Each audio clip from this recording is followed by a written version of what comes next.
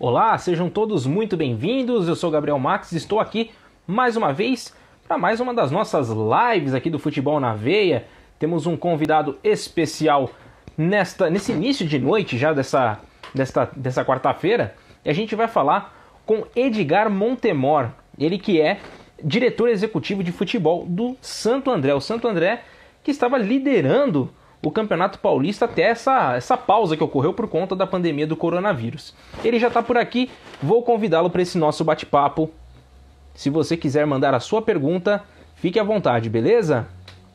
Vamos aqui convidar o Edgar. Vai entrar na nossa conversa e a gente vai bater um papo com ele sobre essa situação toda que está acontecendo aí, a expectativa para essa volta do futebol também. Opa! Muito boa tarde, Pedro.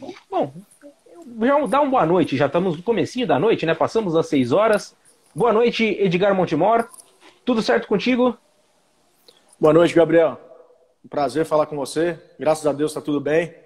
E vamos conversar um pouco sobre futebol aí, né? Isso aí, grande prazer em recebê-lo aqui. Obrigado pela sua disponibilidade. E eu já quero começar já esse bate-papo contigo para entender mais ou menos o que está acontecendo com o Santo André nessa pausa toda por conta da pandemia do coronavírus, que a gente sabe que todos os times eles estão enfrentando grandes barreiras. E o Santo André não é diferente e tem toda essa questão também de estar como líder do Campeonato Paulista na tabela geral, de estar líder em seu grupo. Então, eu queria saber de você como que estão as coisas por aí, um apanhado geral da situação do Santo André. Bom, a realidade do Santo André hoje, ela, em muitos aspectos, se assemelha a todos os outros clubes, tanto os grandes quanto os pequenos, né, que diz respeito à paralisação em si. O Santo André ele era líder da competição até a 10ª rodada, foi a última rodada disputada. Na ocasião, o Santo André jogou contra o Mirassol, lá em Mirassol, perdeu por 1-0. Mesmo com esse resultado, o Santo André manteve a primeira colocação no geral, inclusive, da competição.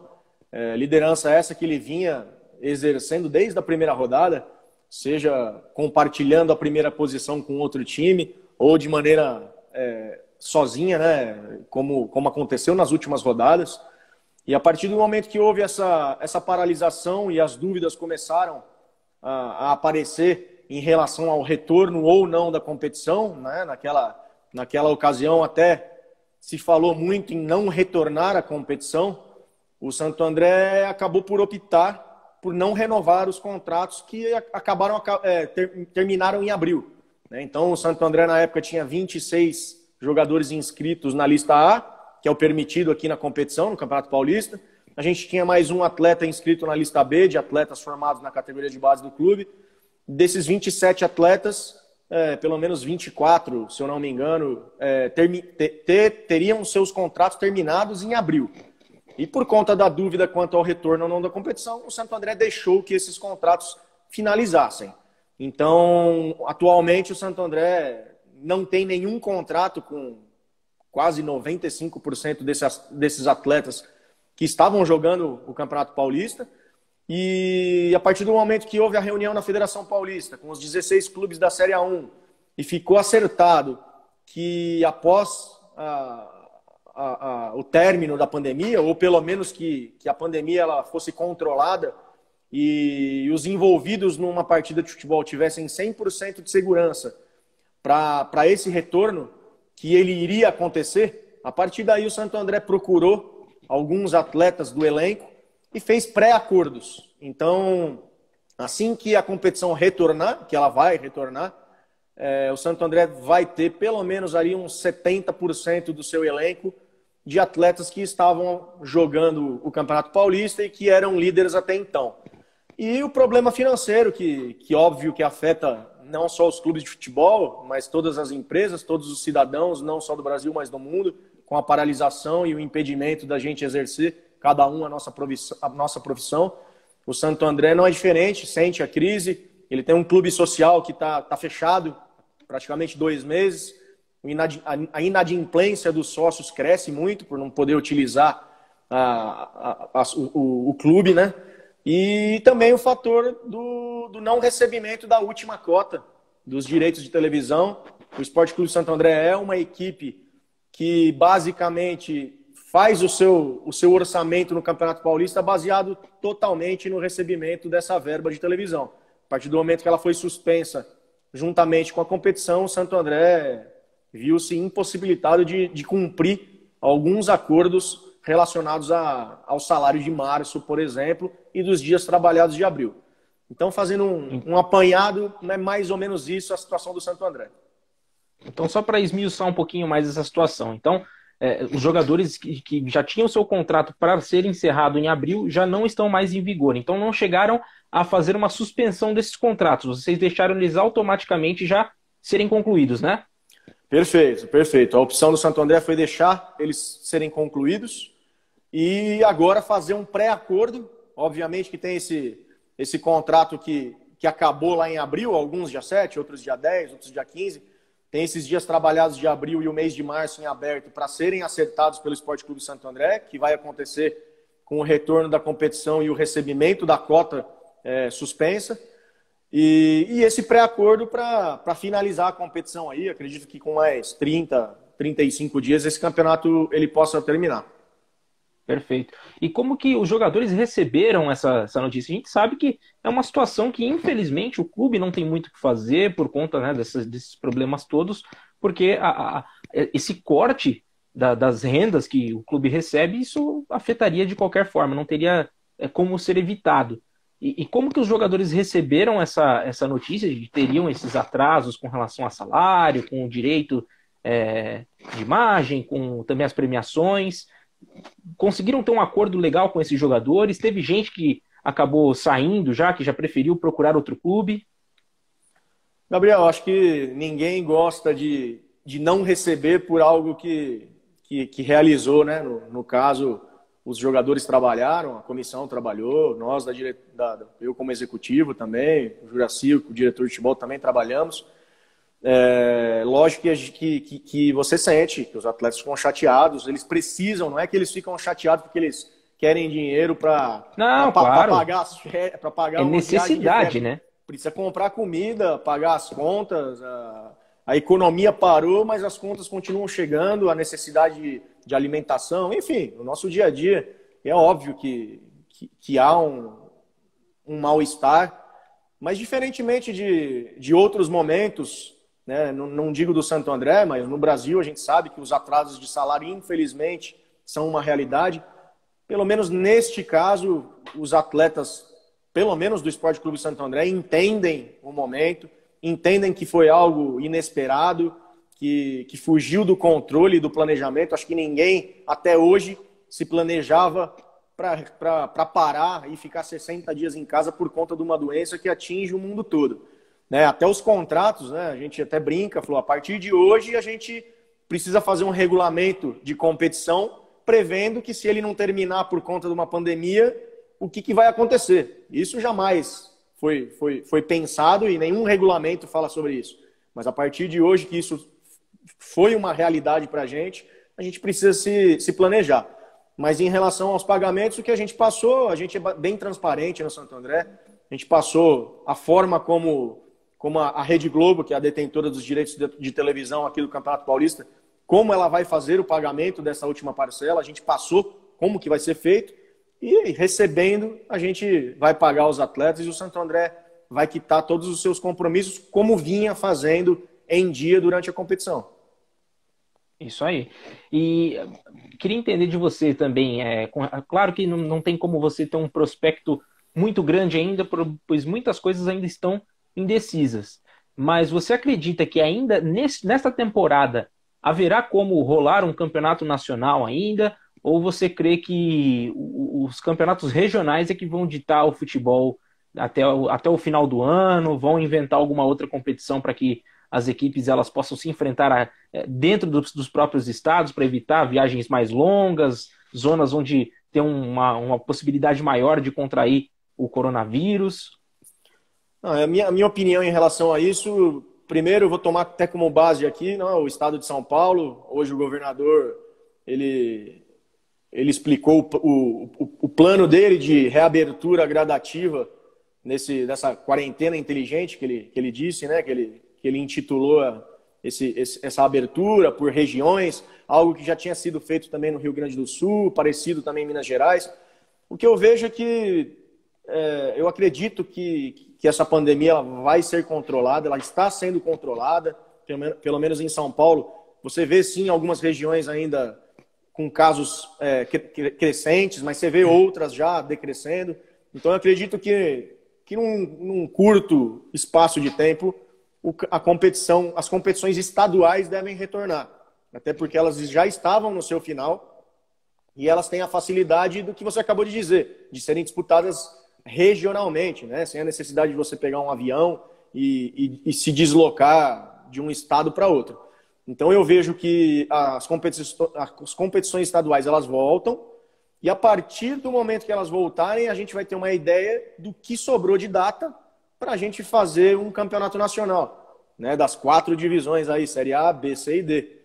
E em cima disso você vê mais ou menos, eu acho que já é algo que é fato, que o Campeonato Brasileiro ele deve se estender até o início de 2021. Mas acredito sim, que tanto os estaduais como as competições nacionais, elas vão acontecer com as adequações necessárias que terão que ser feitas e com provavelmente uma extensão das competições até 2021, mas eu acredito que elas vão ser realizadas sim. Essa é a minha opinião. Perfeito. Eu vou dar uma passada aqui pelo pessoal que está acompanhando a nossa live, que tem gente que já mandou pergunta aqui, então vou lá para o comecinho aqui, vamos lá. Opa! Tá aqui. Temos Ariane, Quirino Pontes por aqui, temos Gabs Queiroz, Victor Underline Verratti, a Val Underline Contado tá por aqui também, Laurenberger, o pessoal do Futebol na Veia acompanhando, os nossos redatores, Surman Underline também tá por aqui, o Eric Filardi, e a gente tem uma pergunta, inclusive, do próprio Eric, né?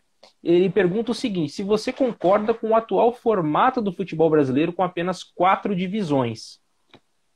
Não concordo. Não concordo. E, inclusive, é algo que, aproveitando aqui esse período de quarentena, eu até para ilustrar, eu faço parte eu sou diretor da Associação Brasileira dos Executivos de Futebol, é uma associação que representa todos os executivos, sejam eles da Série A, da B, da C, da D, no meu caso hoje representando uma equipe que não tem divisão, e dentre vários assuntos que são discutidos nas 4 reuniões que a gente tem presenciais anuais para falar sobre futebol, para debater futebol, para a gente tentar entender como a gente pode, como executivos, propor melhorias para o futebol brasileiro, uma dessas questões, desses debates, passa pelo calendário. Então eu acredito que se você for perguntar para as equipes grandes, elas não vão estar satisfeitas com o calendário porque elas vão dizer que elas jogam muito. E se você for perguntar para 70% aí dos mais de 600 clubes que tem pelo território brasileiro, eles vão reclamar que eles jogam um pouco. Caso do Santo André, um time campeão de Copa do Brasil que joga 3 meses, 4 meses e depois não tem uma competição de visibilidade no segundo semestre. Então eu acredito que, primeiro, uma ideia bacana seria você fazer a Série C, que já é um produto bem bacana, já é uma competição atrativa, mas você fazer ela no formato das outras divisões, da Série A e da Série B, você vai ter um produto ainda melhor para fazer vendas de direitos televisivos, enfim, marketing, poder trabalhar ela de uma maneira mais interessante para quem investe no futebol. A partir daí você tem uma Série D também mais interessante do que o formato que é hoje. Esse ano ela até deu uma melhorada, né? Até o ano passado, uma equipe que jogava a Série D, se ela fosse eliminada na primeira fase, ela jogava apenas 6 jogos. Você joga uma competição nacional que você vai jogar 6 jogos, você não consegue nem se planejar. Então você ter uma Série D também que seja regionalizada, claro que você não pode também ter 4, 5 divisões que você tenha jogos por todo o Brasil, mas uma Série D regionalizada. E acredito que uma Série E com o restante dos clubes, mas aí para você se adequar a um calendário desse, eu acredito que a gente precisa ter alguns parâmetros básicos para a gente dividir o que é um clube de futebol profissional do clube de futebol amador.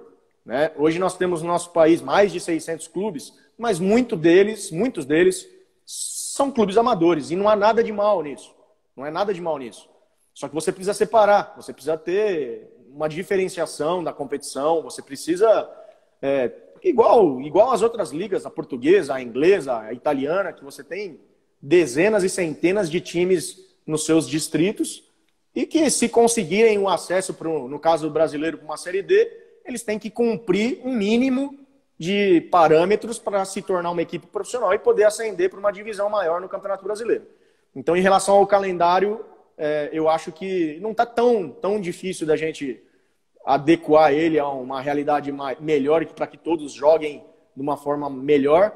Eu acho que só precisa sentar todo mundo que faz futebol, todos os envolvidos, de todos os setores dentro dessa indústria, para a gente poder chegar num calendário que seja melhor para todos. Isso já chegou a ser apresentado para a CBF? A CBF tem algum parecer sobre isso, tudo que vocês estão propondo, né, para essa questão da profissionalização dos clubes? Na verdade, a CBF ela também tem as discussões dela em relação ao calendário. Ela vem melhorando o calendário, a gente não pode negar. As competições estão ficando melhores, estão ficando mais atrativas. Acabei de citar a própria Série D. Eu não estou dizendo que só a Abex faz esse tipo de discussão. Com certeza a CBF faz. E eu acredito que no momento certo vai ser necessário sentar-se todos os envolvidos aí para a gente analisar o que é melhor no momento... desculpa, tá? E no momento adequado a gente apresentar a proposta dos executivos, que nem está finalizada, né? A gente está ainda em discussão. Mas passa por isso aí.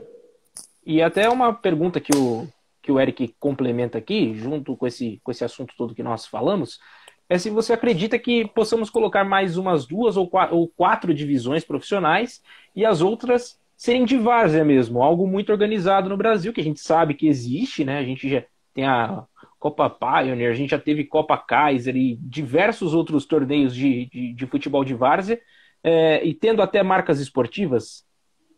Não, se você for ver bem, você tem clubes que se denominam amadores e que são amadores, que são muito mais próximos de um time profissional do que clubes profissionais que jogam estaduais por esse Brasil inteiro aí. Você pode ter certeza disso. Tem atletas de várzea, de futebol amador, que são melhores tratados do que num clube profissional. Por isso que sim, cara, eu tenho certeza que passa por a gente delimitar, né, traçar um limite do que é um clube profissional e o que ele precisa ter na sua estrutura e ofertar para o seu atleta para ser denominado profissional, e os outros vão fazer o futebol amador, que é tão importante quanto, vai continuar formando. Só que você vai ter um atleta de um clube profissional, para ele ser um atleta de clube profissional, primeiro ele tem que receber em dia, né? E você tem dezenas e dezenas de clubes no Brasil que não pagam em dia, mas exigem que esse atleta seja profissional, que é dedicação exclusiva à equipe, você não poder trabalhar em outro lugar.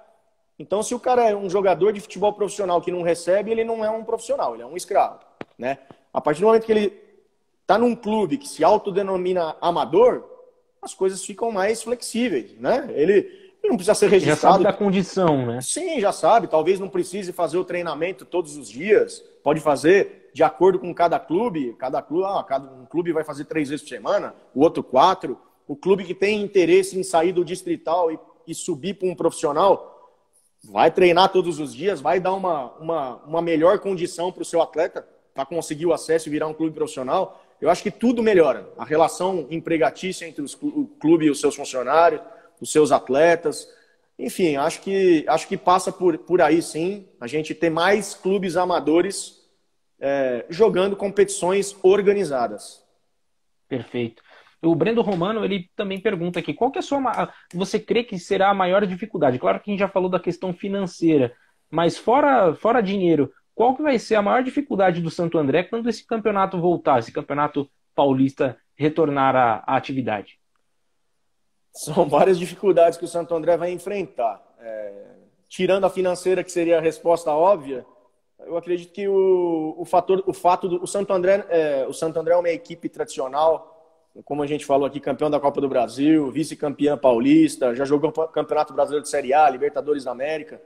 mas ela deixou de investir em estrutura física, né? Então hoje o Santo André ele não tem um centro de treinamento. Consequentemente, aliado ao fato do Santo André estar numa região, a região do Grande ABC, que é altamente povoada e urbanizada, são escassos os campos de futebol, diferentemente do interior, que você tem campos gramados por todo lugar, aqui você não encontra campo para treinar.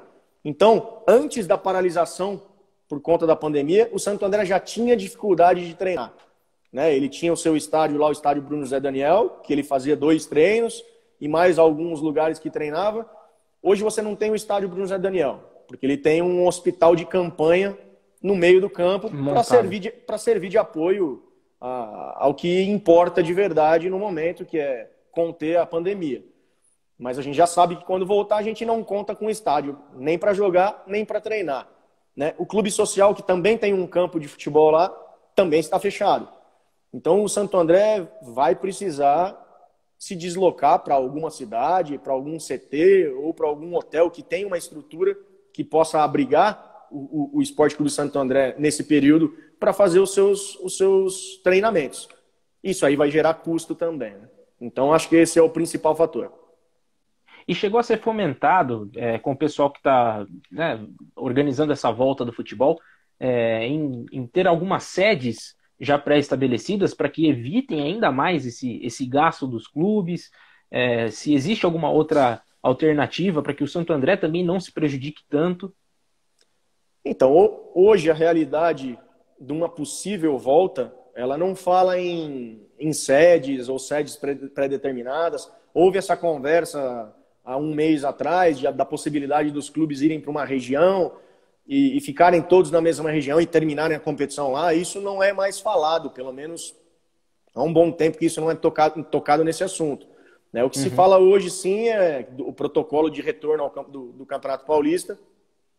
Ele diz 2 momentos, né? Quando a gente puder voltar, todos os clubes vão ter que realizar os exames, né, para testagem da Covid, nos atletas, nos funcionários, em todo mundo que está ali no dia a dia do clube, e também nos seus parentes mais próximos, né, que vivem no dia a dia com os profissionais envolvidos. E a partir daí começam os treinamentos, o atleta ele é obrigado a treinar e retornar para sua casa, né? Ele treina e retorna. E quando a competição for realmente começar, testa-se novamente todo mundo, e aí todos os jogadores dos envolvidos ficam concentrados até o final da competição. Então aí é do hotel ou do centro de treinamento para o jogo e retorno para o hotel ou para o centro de treinamento. Os clubes que optarem por pular essa primeira etapa ali, fazer um teste só e já se confinarem num hotel ou num centro de treinamento e ficarem lá a preparação toda e depois a competição, também é possível. Então, a realidade hoje que se trabalha é essa, né? Então, a não ser que mude, a realidade provavelmente seja essa quando o retorno acontecer. Quase que uma quarentena, então, dos jogadores e também dos profissionais envolvidos para evitar esse segundo gasto a mais, né? Perfeito, perfeito. No caso do Santo André, até por alto, em conversas aqui, talvez para o Santo André seja mais interessante a gente já no primeiro dia testar, por conta de não ter um lugar para treinar e para ficar, a gente já arrumar um local adequado e ficar até o final da competição, né? Perfeito. O Gui Massola faz uma pergunta muito interessante também. Com relação aos impactos dessa parada também, com relação aos patrocinadores, como que isso tem sido tratado também dentro do Santo André? Se os patrocinadores têm ajudado de alguma forma, têm fornecido ajuda para vocês? O Santo André ele tem um patrocinador master, Hospital Brasil, que se eu não me engano, há 10 anos patrocinador do clube. Ele se manteve, mesmo durante esse período de pandemia, auxiliando financeiramente o clube no contrato que havia. E os outros, empresas menores, parceiros menores, que ajudavam bastante, apesar de ser menores, eram muito importantes. Esses a gente entende também, assim como os atletas entendem o clube entende os investidores e os parceiros. A gente acabou perdendo alguns não, praticamente todos, tirando o Master. Então são perdas também muito sentidas para os cofres do Santo André nesse período bem difícil que a gente atravessa.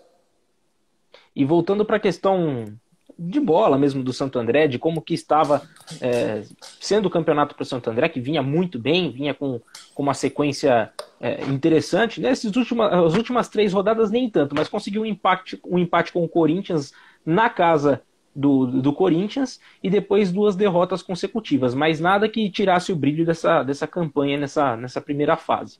Ficaram faltando então 2 rodadas para o término dessa fase classificatória.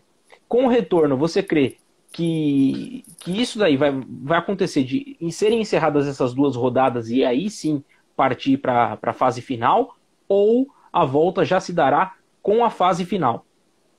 Não, a competição ela vai ser finalizada da forma como deveria, né? Faltam 2 rodadas, elas vão ser finalizadas. O Santo André tem ainda o Santos fora de casa e o Ituano em casa. E caso o Santo André realmente confirme a classificação que estava muito próxima, aí sim a gente partiria aí para umas quartas de final. A única dúvida que ficou, né, a gente não teve uma definição, foi quanto ao campeonato do interior. Né, a gente ainda não bateu, não teve uma decisão objetiva se ele vai acontecer ou não. Eu, particularmente, já expondo minha opinião, não vejo sentido em você fazer aí mais 6, 7, 8, 10 jogos num momento como esse, numa competição paralela, que dava uma premiação, dava uma vaga na Copa do Brasil, que é importante, mas que isso aí pode ser alterado e colocado de uma outra forma aí mesmo dentro da própria competição. E teve mais uma pergunta aqui, dá mais uma passada aqui pelas nossas mensagens aqui. O Robson S. Nascimento está por aqui, a Raquel Montemor também, o Brendo Romano, que havia feito mais uma pergunta aqui, mais relacionada ao coronavírus. Eu tinha passado uma pergunta aqui, eu vou dar uma olhadinha aqui, se eu consigo encontrar novamente. Com relação ao seu trabalho, né, como executivo de futebol, isso ajudou também na formação do elenco vitorioso do Santo André? Como que você conseguiu aplicar esse seu cargo para conseguir que esse elenco rendesse tão bem, né, principalmente nessas primeiras rodadas do Campeonato Paulista? Em relação à função do executivo de futebol, ela é bem ampla, né? Então a gente poderia ficar 1, 2, 3 horas conversando sobre tudo que um executivo de futebol tem de responsabilidade dentro de um departamento de futebol de um clube, né? Então, desde a montagem, né, que foi o começo da pergunta, o executivo vai sim auxiliar na montagem do clube. Se é um clube que tem ali o seu departamento de análise de desempenho, normalmente dentro desse departamento você tem os funcionários ou o funcionário para fazer a prospecção, a captação de atletas, a análise de mercado. Isso aí vai auxiliar um executivo a buscar as peças que precisa. Obviamente, o treinador é muito importante nessa hora, é ele que vai fazer o time funcionar. Então, a gente precisa municiar o treinador de atletas que combinem com as características de jogo, enfim. No caso do Santo André até foi um pouco diferente, porque eu fui contratado na metade da montagem, né? Então, metade dos jogadores, dos 21, se eu não me engano, que foram contratados, 10 já estavam quando eu cheguei. Foram contratados pelo outro diretor de futebol do clube, o Juraci, e com a ajuda do Paulo Roberto Santos, o treinador. A partir da minha chegada, a gente contratou mais 11 jogadores, na dinâmica que eu expliquei mais ou menos agora aqui para vocês. E foi montado um elenco, o que o clube pensou. Primeiro, na escolha de um treinador competente, com experiência na divisão e com bons trabalhos dentro do Campeonato Paulista da Série A1. A partir daí, a gente procurou trazer jogadores que já tivessem trabalhado com o Paulo Roberto em algum momento, para minimizar esse processo de entendimento do atleta com o jeito de trabalhar do treinador, e o treinador também conhecer cada atleta e onde ele pode render mais. Numa competição curta como é o Campeonato Paulista, isso aí muitas vezes fica bem difícil de acontecer, então foi minimizado com a contratação de jogadores que já conheciam o Paulo Roberto Santos. Um time homogêneo também em relação tanto à parte salarial como a objetivos individuais. Os atletas, eles viam no Santo André e na competição, no Campeonato Paulista, como uma grande vitrine para fazer uma boa competição, como vinha sendo feito, e tentar, depois dos contratos terminados, da competição terminada, um salário melhor, um contrato maior, numa divisão de Campeonato Brasileiro de Série A, de Série B, de Série C, enfim. A montagem passou por aí e eu pude ajudar bastante com esses 15 anos de experiência. Nessa montagem auxiliei bastante os envolvidos.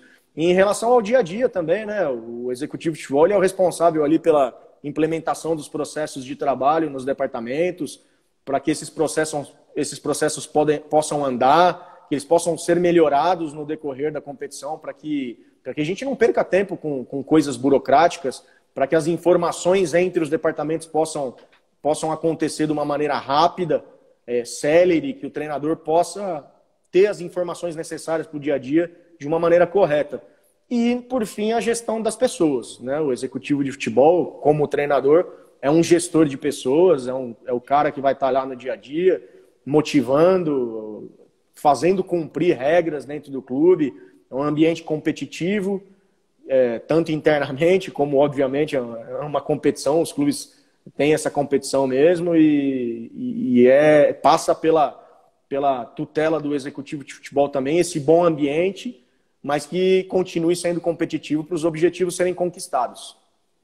Trocando em miúdos, assim, só para, né, tentar... Vamos ver se eu entendi direito.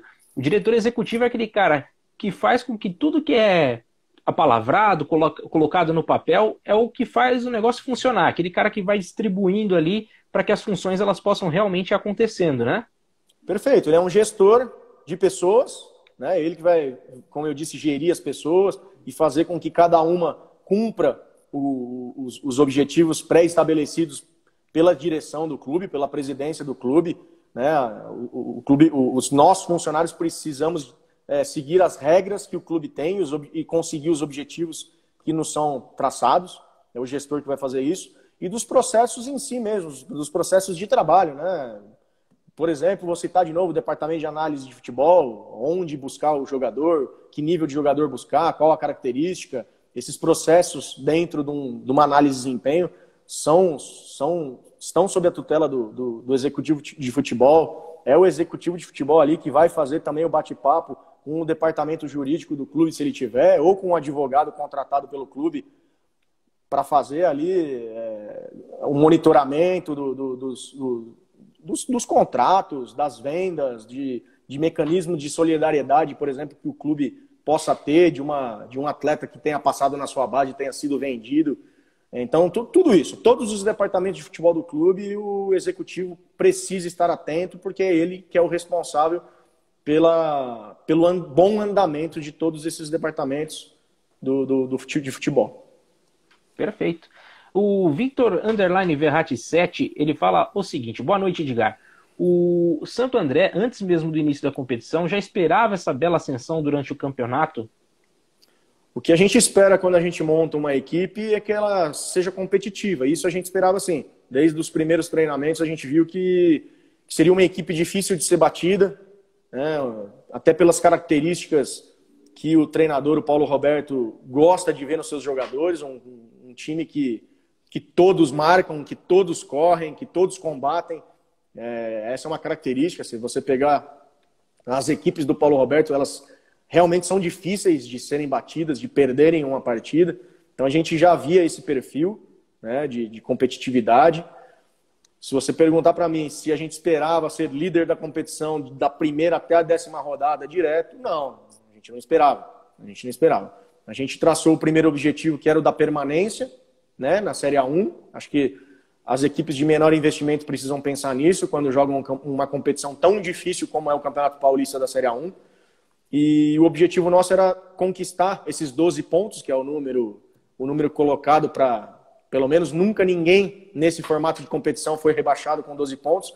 Então o que a gente colocou para os atletas é que o nosso primeiro objetivo era conquistar os 12 pontos o mais rápido possível.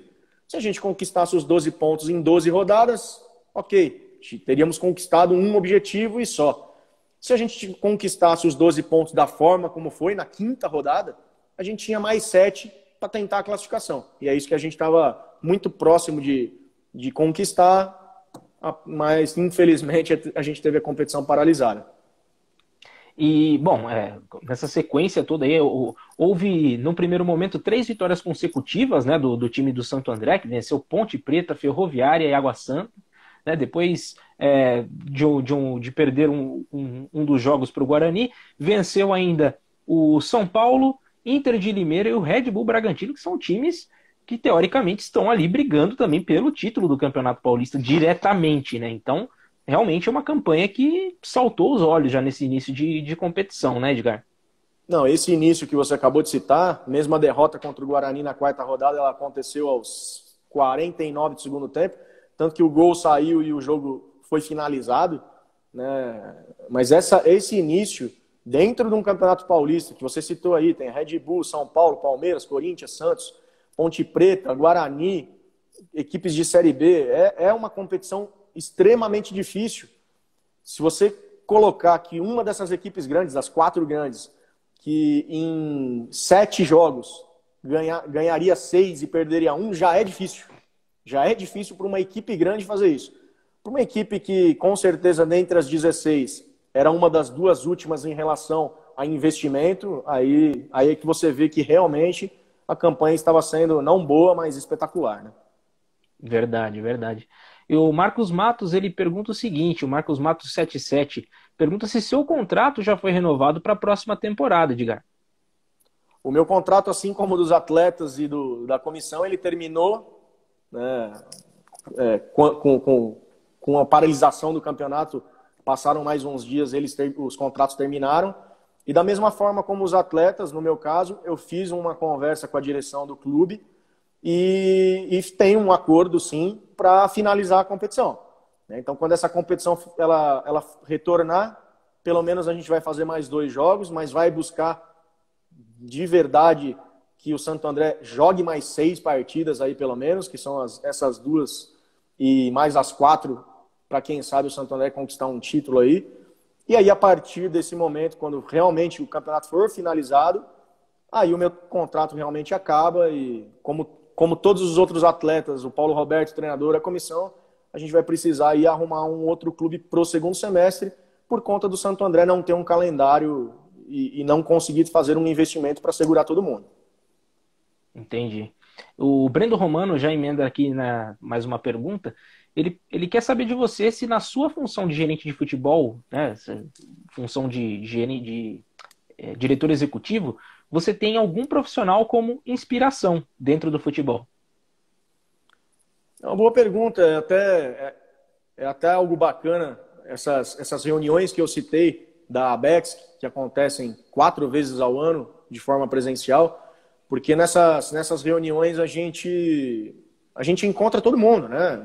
A gente encontra desde amigos aí que estão na Série A do Brasileiro, como outros amigos que estão começando no futebol, outros que ainda não têm uma divisão, estão num clube importante como o Santo André, mas que não tem uma divisão, mas que já estão aí há 15, 16 anos também trabalhando, que é o meu caso. E essas discussões, essas conversas, elas servem na primeira parte do dia, para você ter uma ideia, a gente recebe pessoas do futebol, seja um jornalista para falar da relação jornalista-executivo, jornalista-atleta, seja um fisiologista para explicar para a gente, para falar um pouco mais sobre como funciona o corpo humano de um atleta de futebol. Enfim, a gente tem várias palestras para a gente aprofundar o conhecimento, né? E muitas vezes essas palestras são dadas assim por nós mesmos, por os executivos, seja contando a história, falando sobre um case, explicando algum assunto. E aí você vê realmente que tem pessoas muito capacitadas no futebol brasileiro. Eu poderia citar dezenas aqui, mas você tem o Cícero Souza, gerente do Palmeiras, que é uma das pessoas mais capacitadas quando você fala de processo de trabalho. O próprio Rodrigo Caetano, que está no Inter de Porto Alegre também, que dispensa comentários, é sempre um prazer ouvi-lo falar, né? Pessoas com ainda mais bagagem, como o Paulo Angione, que hoje é o executivo do Fluminense, e que aí você acaba olhando ele falar e você vê todo o conhecimento que ele adquiriu, não só com os estudos, que é um cara que continua estudando, mas com toda a bagagem aí de 30, 35 anos de futebol. Então são várias pessoas e vários profissionais que acabam agregando de uma forma e de outra no seu conhecimento. E você, claro, que nesses programas esportivos, justamente por conta dessa campanha super legal do Santo André, tem sido uma das caras conhecidas, né? Eu queria saber se a torcida do Santo André também tem mandado mensagem, se você tem conseguido conversar com alguns torcedores que também devem estar super ansiosos, né, por essa volta do futebol, assim como toda a galera que acompanha o futebol na veia tá maluca para a volta do futebol. Já estamos acompanhando os campeonatos internacionais, mas queria saber de você, se o torcedor do Ramalhão também tem, né, feito essa conversa contigo, tem passado também boas energias para vocês. O que a gente vê é o torcedor do Santo André ansioso pelo retorno, né? Porque vinha assim sendo uma competição maravilhosa, como a gente já conversou aqui. E a dúvida que surge maior mesmo é desse retorno, se o Santo André vai voltar de uma maneira competitiva, se não vai. E o que eu faço questão de passar, e essas lives, como a gente está fazendo agora no Futebol na Veia, elas ajudam, porque aqui escutando a gente conversar, tem torcedores do Ramalhão aí que acabam nem precisando perguntar, né? A gente só acompanhando já com certeza muitas das perguntas e das dúvidas que eles têm em relação ao futuro do Santo André já são respondidas. E o que eu sempre deixo claro para o torcedor do Santo André é que sim, ele pode ficar tranquilo que o Santo André vai voltar de uma forma competitiva, sim, e vai continuar brigando para classificar e depois, caso classifique realmente, está muito próximo disso, o Santo André vai buscar o título, com certeza. E tá aí, inclusive tem algumas mensagens aqui, o Júlio Granja, que diz assim, faz tudo no clube, ele parabeniza você pelo excelente trabalho no Paulistão. Obrigado. O Josmiro de Góes também, parabéns, Edgar, tem feito um excelente trabalho. Então tem o reconhecimento aí, apesar da bucha, né, que é pegar essa parte de direção, né, em meio a essa loucura toda, também tem essa parte boa, né? Não, é verdade, não mas tenho certeza que eu sou um privilegiado, poucas as pessoas podem trabalhar com aquilo que amam, com aquilo que gostam, que podem sustentar a sua família, ajudar no sustento da sua família, fazendo algo que realmente gostam, e eu gosto de futebol, sempre gostei, desde a época da faculdade, mesmo antes da faculdade, sempre fui ligado ao esporte, e a partir do momento que eu tive a oportunidade de trabalhar com o futebol lá em 2004, eu pus na minha cabeça que eu não ia sair, ia abraçar, ia buscar capacitação, que busquei nesses 15 anos e vou continuar buscando, para poder primeiro fazer o meu trabalho bem feito, ajudar o clube que eu esteja representando no momento e também melhorar o futebol brasileiro, que eu acho que todo mundo que trabalha com futebol tem um pouquinho de responsabilidade nisso. Perfeito. E também tem algumas dúvidas também com relação a esse seu trabalho, né?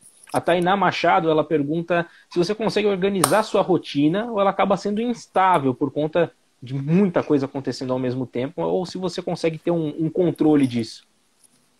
Não, em relação ao dia a dia de trabalho do executivo, ele não se difere de uma outra empresa que também tem o seu executivo, o seu CEO, aí os nomes vão, superintendente, os nomes eles vão divergir, né? Então, mas num clube de futebol, os processos de trabalho, eles são... Você chega num clube, primeiro que o clube ele já tem os processos de trabalho determinados. Se não houver o processo de trabalho determinado, está faltando alguma coisa ali, vai ser sua responsabilidade implementá-lo, né?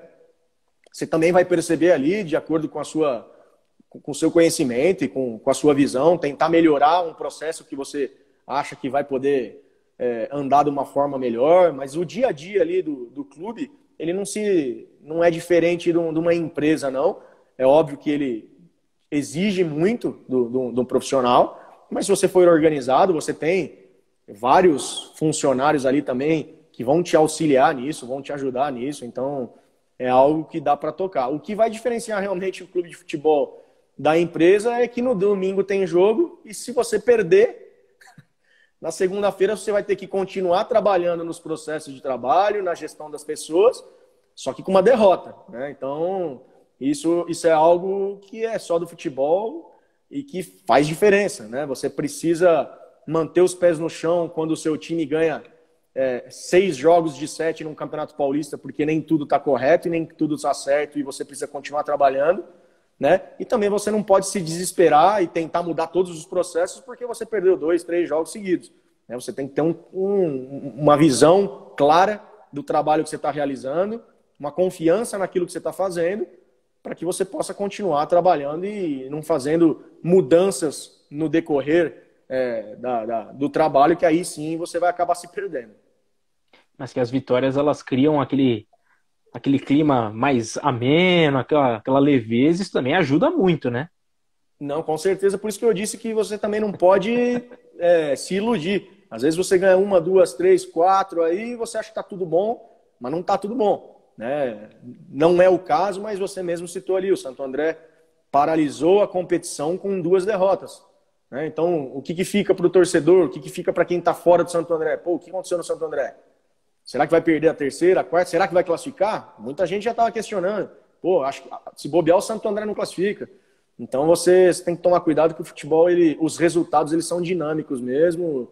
E você ganha domingo, perde na quarta e você tem que continuar trabalhando e acreditando no que você faz. E aí tem uma pergunta aqui que é já para te deixar em maus lençóis, aqui uma pergunta do Eric Filardi, que ele quer saber o seguinte: o Santo André, ele é maior que o São Caetano? Ele complementa aqui, porque essa é a maior rivalidade ali do ABC, né? São 2 clubes que já faturaram grandes títulos, né? E que rivalizam. Para você, o São Caetano perde essa disputa aí para o Santo André? Eu vou até responder com uma questão mais difícil que essa, né? O Corinthians e o Palmeiras. O Corinthians é maior do que o Palmeiras? Ou o Palmeiras é maior do que o São Paulo? O Flamengo é maior do que o Fluminense?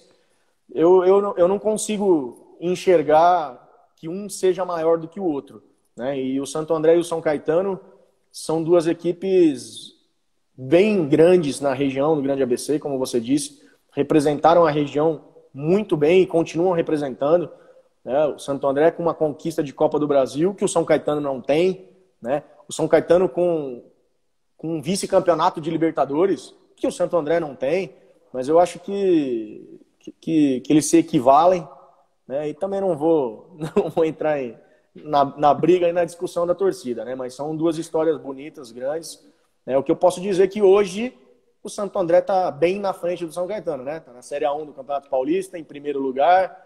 Então, hoje o Santo André está na frente. Questão de momento. Sim. Né? Então tá certo. Vamos continuar aqui, temos mais algumas perguntas.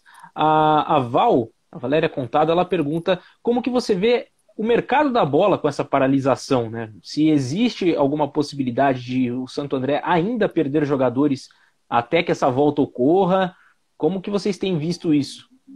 Possibilidade de perder jogadores sempre vai haver, né? Até porque a gente tem um pré-acordo com os atletas.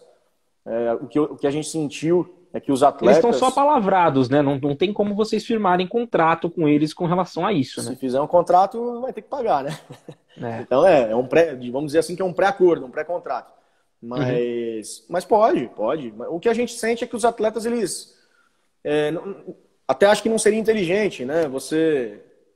Eu já dei minha opinião aqui, acho que vai acontecer dos estaduais voltarem antes do nacional. Então, a partir do momento que o estadual vai voltar antes, se o atleta não disputar o estadual no Santo André ou no clube que ele estivesse, ele vai assistir da televisão, né? Porque o nacional vai começar depois.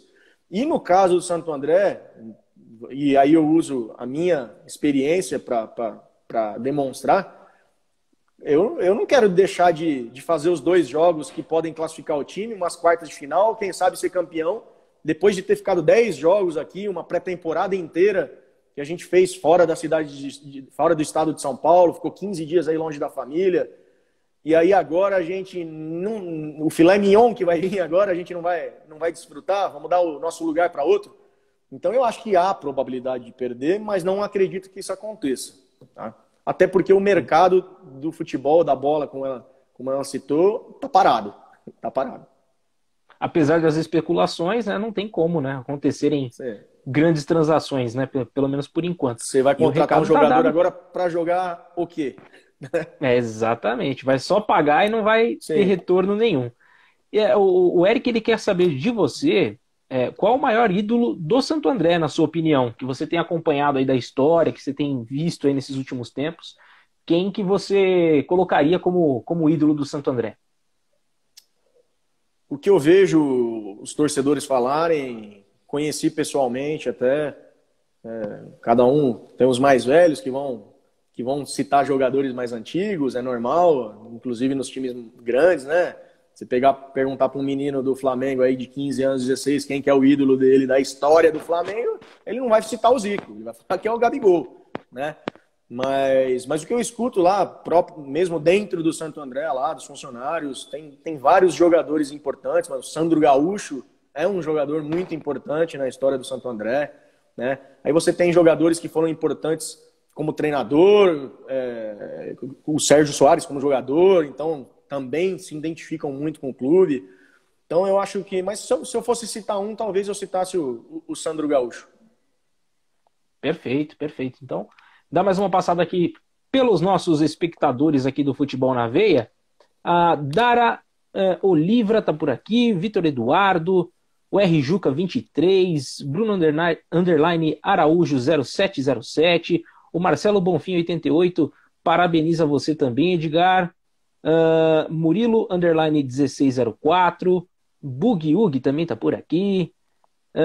DJ Lipezinho FC acabou de entrar aqui também na nossa conversa, nesse nosso bate-papo.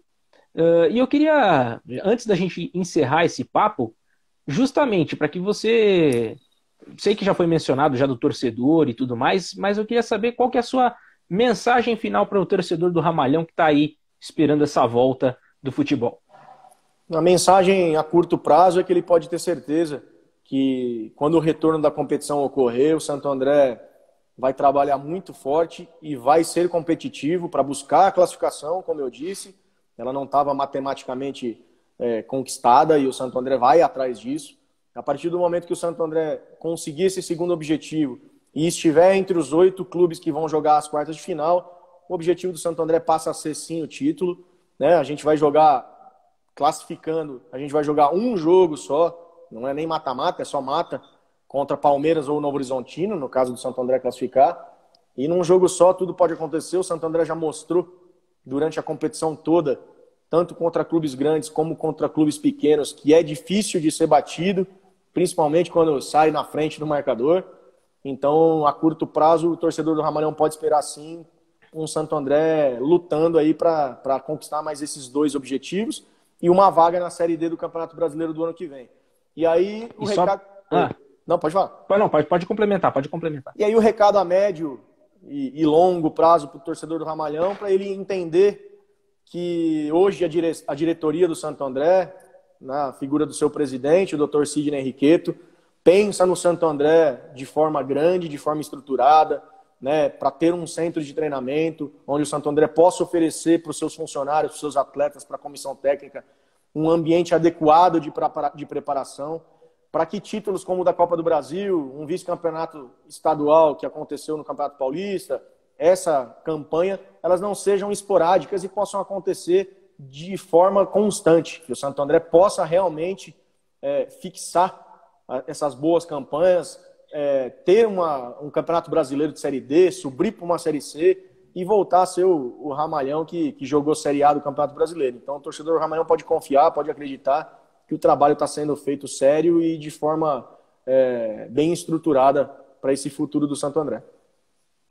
Bom, eu só tenho a te agradecer, Edgar, por esse papo, por esse tempo que você passou conosco aqui respondendo perguntas, tanto sobre o seu cargo dentro do futebol, também sobre toda essa questão do que tem acontecido sobre pandemia, né, que a gente sabe que está todo mundo meio órfão do seu time de coração, principalmente aqui em São Paulo, que a gente sabe que as coisas estão pipocando, toda hora tem uma notícia nova, se volta, se não volta. O Brasil inteiro, com os times de elite, também estão vivendo essa ânsia.